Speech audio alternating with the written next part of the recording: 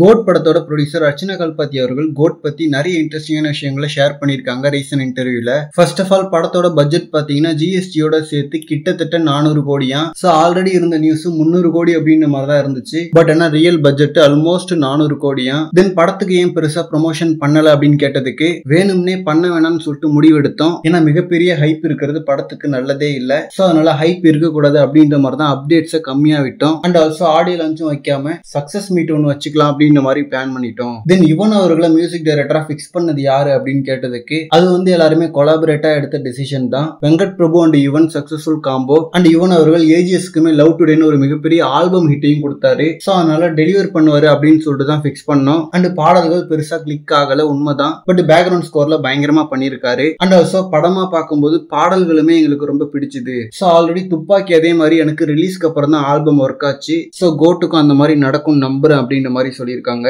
And also இது dance song அந்த மாதிரியான ஒரு படம் கிடையாது. படம் பாட்டுக்கு ஒரு வேகத்துல ஓடிக்கிட்டே இருக்கும். ஸோ அதுல இருந்து ஒரு ரிலாக்ஸேஷனா தான் சாங் இருக்கும். தென் படத்தோட டூரேஷன் 3 மணி நேரம்னு சொல்லிட்டு எல்லாரும் பயப்படுறாங்க. பட் டூரேஷனே சொல்லாம நாங்க படம் போட்டு காமிச்சோம். யாருமே லென்த்தா இருக்குன்னு ஃபீல் பண்ணல. ஈவன் தளபதியுமே இந்த கதைக்கு 3 மணி நேரம் தேவைப்படுது அப்படின்ற மாதிரி தான் சொன்னாரு. அண்ட் வெங்கட் பிரபு அவர்களுமே நீங்க யாராவது கையில போன் எடுத்தா உங்களுக்கு படம் புரியாத மாதிரி தான் ஸ்கிரீன் பிளே பண்ணிருக்காரு. ஸோ அதனால லென்த் பத்தி எனக்கு எந்த ஒரு கவலையுமே இல்லை. அண்ட் படத்துல இருக்கிற சர்ப்ரைசஸ் நீங்க எப்படி லீக் ஆகாம பாத்துக்கிறீங்க. ஆல்ரெடி த்ரிஷாலாம் வேற நடிக்கிறதா நியூஸ் வந்திருக்க உண்மையா அப்படின்னு கேட்டதுக்கு த்ரிஷா நடிக்கிறாங்களா தெரியல அப்படின்ற மாதிரி சுத்தமா எதையும் ரிவீல் பண்ணாம படத்துல நிறைய சர்ப்ரைசஸ் இருக்கு. ட்ரெய்லர்ல கூட சிலதை காமிச்சிருக்கோம். பட் ட்ரெய்லர் பார்த்துட்டு அதை யாருமே கண்டுபிடிக்கலன்றது ரொம்ப சந்தோஷம். படம் டெஃபினட்டா ஒரு தியேட்டர்ல செலிப்ரேஷனா இருக்கும். ரொம்பவே புஷ் பண்ணி டிஃப்ரெண்டா ஒன்னு ட்ரை பண்ணிருக்கோம். ஸோ தியேட்டர்ல பார்த்துட்டு சப்போர்ட் பண்ணுங்க அப்படின்ற மாதிரி சொல்லியிருக்காங்க. அண்ட் கோட் படத்துக்கு மிகப்பெரிய ஒரு ஹைப்பை உண்டாக்காம இருந்தது ரொம்பவே நல்லதுதான். பட் இவங்களை தாண்டி யுவன் அவர்களோட பங்கு அதுல மிகப்பெரியது. ஏன்னா அரேபி குத்து வாத்தி கம்மி மாதிரி ஒரு சாங் அமைஞ்சிருந்தா